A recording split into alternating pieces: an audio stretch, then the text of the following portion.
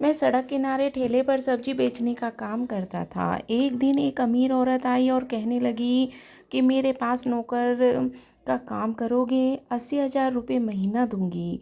80,000 सुनकर मैं फ़ौरन मान गया और मालकिन के घर चला गया। घर इतना बड़ा था कि मैं देखकर हैरान रह गया।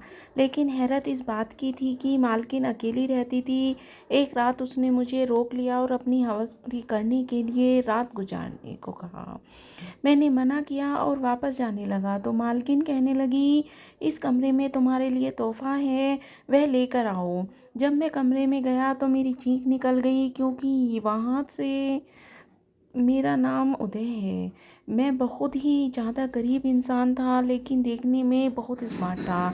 मेरे हाथ में न तो कोई हुनर था और न ही मुझे पढ़ाई कराई गई थी। मेरी बहन थी जिसका नाम शिवानी था और वह बहुत ज़्यादा खूबसूरत थी। इस दुनिया में हम दोनों भाई बहन के अलावा हमारा कोई नहीं था। मेरे माँ बाप बचपन में ही हमें छोड़कर इस दुनिया से चले बस गए थे। कुछ रिश्तेदार थे, लेकिन हमारे बुरे वक्त में हम पर हंसते थे, इसीलिए हम लोगों ने उनसे कभी मदद नहीं मांगी। मेरी बहन बहुत प्यारी थी। वह घर में ही ट्यूशन पढ़ाया करती थी और मैं ठेले पे सब्जी बेचा करता था। हम इससे हमारे घर चलता था। बड़ी बहन ने कहा कि मैं घर में ट्यूशन पढ़ाऊँने जाऊँगी, तो मैं सोच में पड़ गया कि जवान लड़की बाहर जाएगी, लेकिन घर में ही तो पढ़ाना था, इसीलिए मान गया। मेरी बहन ने बच्चों को पढ़ाना शुरू कर दिया। वह घर वाले उसे घर में आकर पढ़ाने के 5,000 महीना दे रहे थे। इतने पैसे तो मेरे भी नहीं बनते थे। मैं सड़क पर सब्जी बेचा करता था। इसी तरह 6-7 महीने गुजर गए। मेरी बड़ी बहन की तनख्वाह उसकी 2,000 और बढ़ा दी। अब मेरी बहन महीने के 7,000 कमा रही थी और इतने ही पैसे मैं भी अब बना लेता था। हम घर में 2 ही लोग थे, हमारा गुजारा हो जाता था। कभी खाने का अच्छा नहीं होता तो कभी रुकी रुक खा लेते, लेकिन मैं जानता था कि ज़िंदगी इस तरह से नहीं गुजरेगी, क्योंकि मेरी बहन की उम्र 18 हो गई थी। मुझे उसकी शादी की भी फिक्र थी और उसकी शादी के लिए दहेज भी बनाना था, लेकिन इस तरह तो कुछ भी नहीं बचने वाला था। एक दिन सड़क पर बैठा सब्जी बेच रहा था कि मेरे पास एक औरत आई, लेकिन वह मेरे पास आकर रुकती, थोड़ी देर मुझे देखती रही और इसके बाद वो कहीं खो गई। मैं दुकान में आगे बैठा कर यह दुकान बहुत बड़ी थी, मैं उसके आगे ही बैठता था। वो दुकान के अंदर चली गई। वो काफ़ी अमीर औरत लग रही थी। उसकी उम्र शायद 45 साल होगी। उसने काला चश्मा पहन रखा था। मुझे नहीं पता था कि वह इसके अंदर भी मुझे ही देख रही है। मैं भी अपनी बहन की तरह शकल सूरत में बहुत अच्छा था, लेकिन जब मैं पैदा हुआ तब सबने कहा था कि बहुत ही खूबसूरत बेटा पैदा हुआ है। लेकिन मुश्किल हालात ऐसे आए कि मेरी शक्ल ही बदल गई। मेरी शक्ल देखकर ही नहीं लगता था कि जैसे मैं बहुत ज़्यादा परेशान हूँ और हर वक्त परेशान रहता हूँ।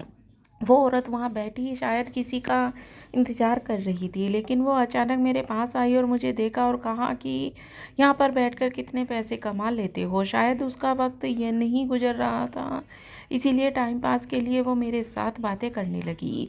मैंने कहा, मैम बहुत कम बनते हैं, लेकिन कुछ ना कुछ बन जाते हैं। फिर कहने लगी, इतने कम पैसे में तो घर नहीं चलता होगा।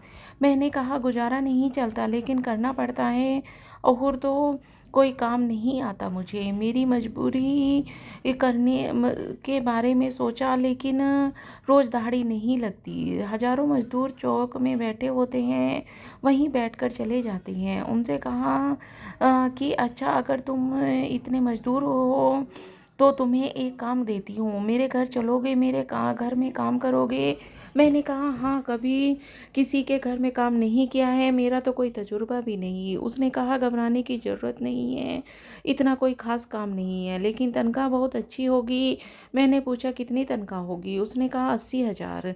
इतने पैसे सुनकर तो मेरा सामान गिर गया। मैं हैरान रह गया। मैंने पूछा कि मुझे घर में क्या काम करना होगा? उसने कहा, उनको मुझसे सफाई करवानी है, यहाँ पर घर का ख्याल रखना है। इस काम के लिए इतने पैसे, इतनी तनख्वाह तो किसी अफ़सर को भी नहीं होती। मैंने कहा कि आप ज़रूर मजाक कर रही हैं, गरीबों का मजाक नहीं बनाना चाहिए।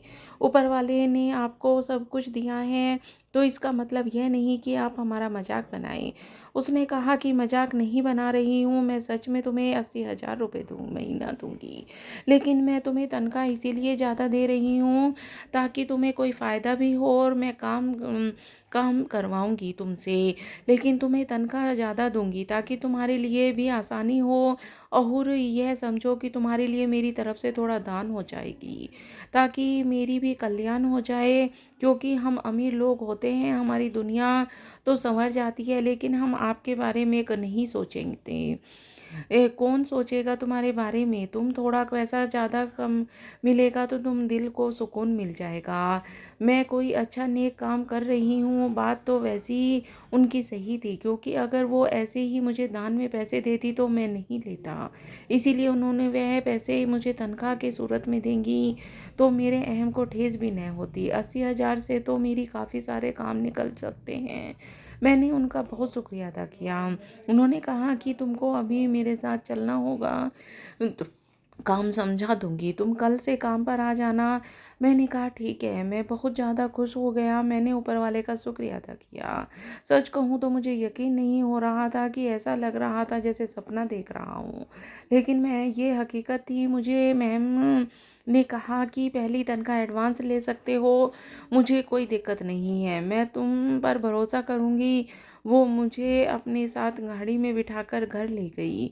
मैंने गाड़ी के पीछे बैठकर उसके घर चला गया।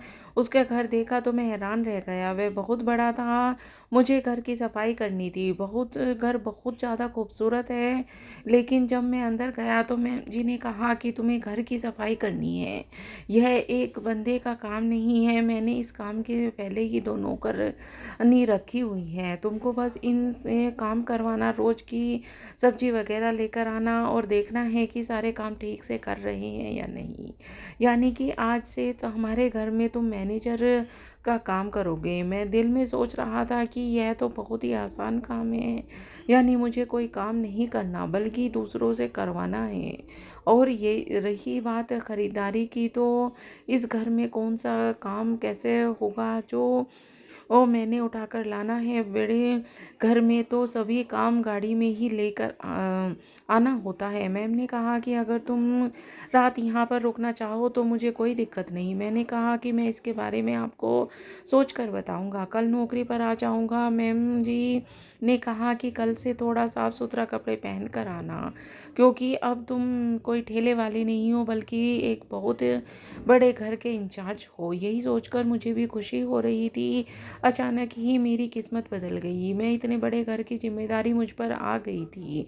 मैडम जी ने मुझे एडवांस तनख्वाह भी दे दी। वैसे तो मुझे सबसे पहले यह खबर अपनी बहन को सुनानी थी, लेकिन मैंने सोचा कि उसको यह बात बिल्कुल भी नहीं बताऊंगा कि मुझे इतनी बड़ी नौकरी मिल गई है, क्योंकि मैं सारे पैसों को जमा करूंगा। अगर मैंने उसको बताया कि मुझे इतनी तनख्वाह मिल रही है तो वे फिर लोग इन पैसों को खर्च करना शुरू कर देंगे। मैंने सोच लिया था कि मैं 6-7 महीने पैसे जमा करके उसके लिए दहेज का सामान लूँगा और उसके लिए कोई अच्छा सा रिश्ता तलाश कर लूँगा, तब उसको बताऊँगा तो वह बहुत ज़्यादा खुश होगी। हमारे ख़ानदान की लड़कियों की शादी जल्दी करवा दी जाती है। मेरी बहन 18 साल की हो गई थी और इस हिसाब से उसकी उम्र निकली जा रही थी, और वैसे भी शादी होते हुए भी 1-2 साल लग जाते हैं। अभी तक हमारी कोई तैयारी नहीं थी। हमारे ख़ानदान वाले यूँ तो किसी काम के नहीं थे, लेकिन बातें करने में तो सबसे आगे थे।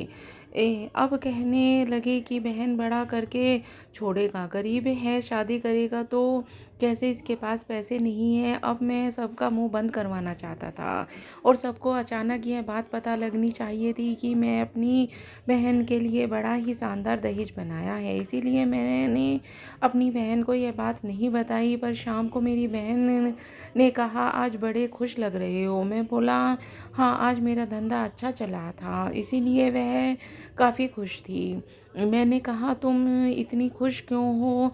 तो कहने लगी, जहाँ पर मैं काम करती हूँ उन लोगों ने कहा है कि अगले महीने तुम्हारी तनख्वाह 2,000 और बढ़ा देंगे, यानी कि मेरी तनख्वाह 9,000 हो जाएगी।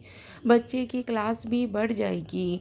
लेकिन चलो पैसे भी तो बढ़े हैं, थोड़ी ज़्यादा मेहनत करनी पड़ेगी। मैंने कहा कि मेहनत तो करनी पड़ती है, तभी जाकर कुछ मिलता है। मेरी बहन ने खाना बनाया, हम लोगों ने खाना वगैरह खाकर सो गए। मैंने कहा मैं आज ज़्यादा काम करूँगा, मुझे बहुत सारे पैसे जमा करने हैं। मैं सुबह सुबह पहले टाइम नहीं आ सका और पूरा दिन काम करता था। लेकिन हैरान उस बार था कि इतने बड़े घर में मैं बिल्कुल ही अकेली रहती थी। मुझे तो लगता था कि इस घर में और भी लोग होंगे, पर यहाँ तो सब नौकर थे और रहने वाला कोई नहीं था। उनकी रूटीन थी कि वह 12 बजे तक सोती रहती थी, खाना भी नहीं खाती, उठने के बाद अपने लिए जूस लेती, जब शाम होती तो सिर्फ एक टाइम का खाना खाती। लेकिन मैं बहुत कम खाना खाती थी, होता था। अच्छी तरह से खाना खाकर वह फ्री हो जाती थी और फिर रात को सारी रात जागती रहती थी। शायद अमीर लोगों की ज़िंदगी ऐसी ही होती है। इधर भी ज़्यादा काम नहीं थे, फिर भी सबका मैं इंचार्ज था और मुझे बड़ा ही अच्छा लग रहा था। मैंने मैम के पास 2 हफ्ते काम किया और मुझे बहुत ज़्यादा देखती थी, जैसे देख रही थी मैं ठीक से काम नहीं कर रहा था। मैंने कोई भी कसर नहीं छोड़ी थी। बड़े लोगों के नौकरों को चेक करने की आदत ऐसी होगी, कोई थोड़ी किसी पर भी भरोसा करता है। लेकिन एक दिन कुछ ऐसा हुआ कि मैं हैरान रह गया। मैम ने मुझे कहा कि आज रात घर नहीं जाना। मैंने कहा नहीं, मुझे मेरे घर जाना है, बहुत ज़रूरी काम है। उन्होंने अच्छा देर से चले जाना, मुझे कमरे में बिठा दिया और कहा कि मुझे तुमसे कोई काम है, मैं तुमसे बात करती हूँ। मैं उस कमरे में 2 घंटे तक उनका इंतज़ार करता रहा, लेकिन वह नहीं आई। मैं भी सोचने लगा कि आखिर मैम को कौन सा काम हो सकता है। घर के सारे काम तो हो गए हैं। 2 घंटे बाद बिजली आई तो वह बहुत ही ज़्यादा तैयार होकर आई थी और काफ़ी खूबसूरत लग रही थी। ये उम्र में बहुत पीछे लग रही थी। मैंने कहा कि आपको कहीं जाना है? उनके ड्राइवर छुट्टी पर गया था। मुझे लगा था कि उनको कहीं जाना है, इसीलिए तैयार हुई हैं। उनका ड्राइवर तो छुट्टी पर गया था, तो मैं उनको छोड़ देता। मुझे गाड़ी चलानी आती थी, लेकिन पहले मुझे वो कुछ देर देखती रही, फिर मेरे पास आकर बैठ गई और अचानक मेरा हाथ पकड़ लिया। मैंने कहा कि आप यह क्या कर रही हैं? वो कहने लगी, बस करो, आज कोई भी इतना मासूम नहीं होता कि मैंने तुम्हें नौकरी पर किस लिए रखा है, तुम इतने भी मासूम नहीं हो।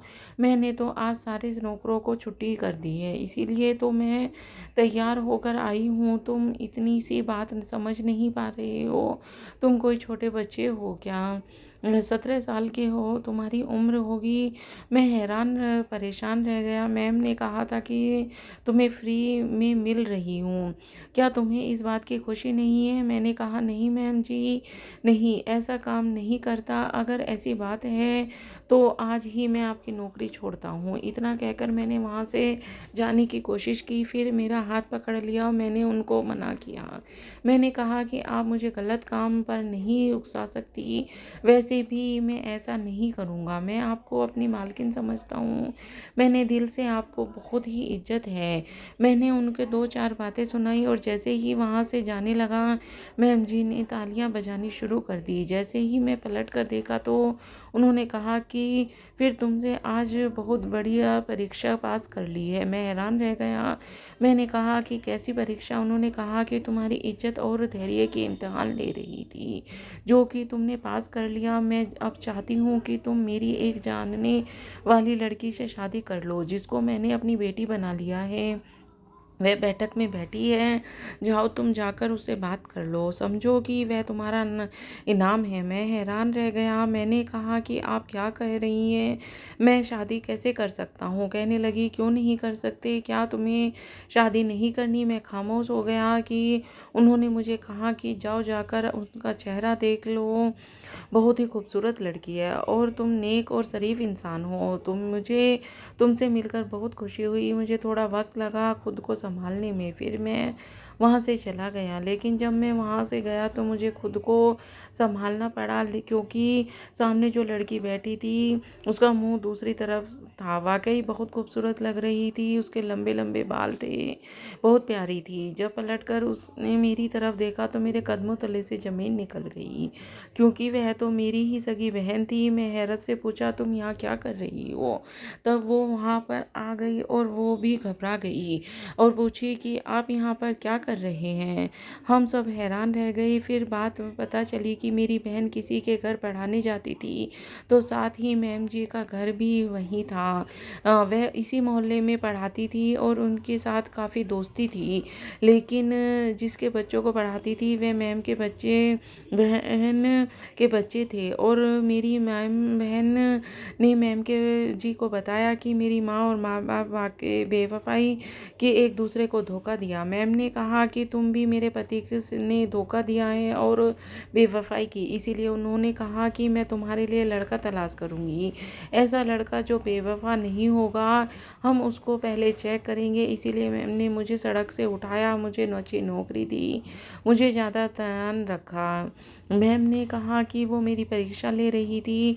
उसने मुझे चेक किया था कि अगर मैं ठीक निकलूँगा तो वह मेरी शादी के बारे में बात करेंगी। मेरी ही बहन के साथ मैम ने को पता ही नहीं था कि वह मेरी बहन है। हम सब हैरान परेशान रहे। हम एक दूसरे को नज़रें चुराने लगे, काफ़ी शर्मिंदा हो गए। मैंने अपनी बहन पर गुस्सा की, तुम अपने लिए लड़के पसंद करवा रही थी और तुमने मुझे बताना ज़रूरी नहीं समझा। बहन ने कहा कि आप यहाँ पर काम करते हैं, आपने मुझे क्यों नहीं बताया? तो मैंने कहा कि तुम्हारे लिए दहेज के पैसे जमा कर रहा था, मैं तोहफ़ा देना चाहता था। हम लोगों में एक दूसरे का गुस्सा निकाला। फिर मैम जी ने कहा कि मेरी गलती है, मुझे पूरी तरह बात पूछनी चाहिए थी। बस इसी तरह मामले को रफा दफा कर दो। मेरी बहन रोने लगी और उसने कहा, जब माँ बाप एक दूसरे को धोखा दिया था फिर इस तरह उनकी जान चली गई। इस दुनिया में किसी पर भरोसा नहीं किया जा सकता। मैंने कहा कि अगर किसी पर भरोसा नहीं किया जा सकता तो इसका मतलब यह है कि इंसान सिर्फ कमरे में बैठ जाए, बाहर तो जाने ही पड़ेगा, भरोसा करना पड़ेगा। मैं तुम्हारे लिए बहुत अच्छा लड़का तलाश कर लूँगा, तुम्हें फ़िक्र करने की ज़रूरत नहीं है। मैंने अपनी बहन के लिए दहेज बनाने के लिए पैसे जमा किए थे, लेकिन मैम ने दहेज बनाने की जिम्मेदारी अपने सर ले ली। हमने अपनी बहन के लिए बहुत ही अच्छा लड़का तलाश किया और शादी कर दी। ऊपर वाले का शुक्र है कि आज वह अपने घर में खुश है। अभी मैं मैम जी के घर में काम करता हूँ। आजकल वह मेरे लिए भी कोई लड़की तलाश कर रही हैं। इस दुनिया में आज भी बहुत अच्छे लोग मौजूद हैं जो लोग की बहुत मदद करते हैं। मेरी बहन की गलती यह थी कि उसने मुझे बताया नहीं, लेकिन क्योंकि वह एक अहम का शिकार थी। उसे लगता था कि जैसे हमारे माँ बाप ने एक दूसरे से बेवफाई करके अपनी ज़िंदगी बर्बाद कर ली है, वैसे ही उसके साथ न हो। खैर, मेरी बहन अपने घर में खुश है और मैं भी खुशी से ज़िंदगी गुजार रहा हूँ। तो दोस्तों, आपको ये कहानी कैसी लगी मुझे कमेंट करके ज़रूर बताना। पूरी कहानी सुनने के लिए आपका बहुत बहुत धन्यवाद।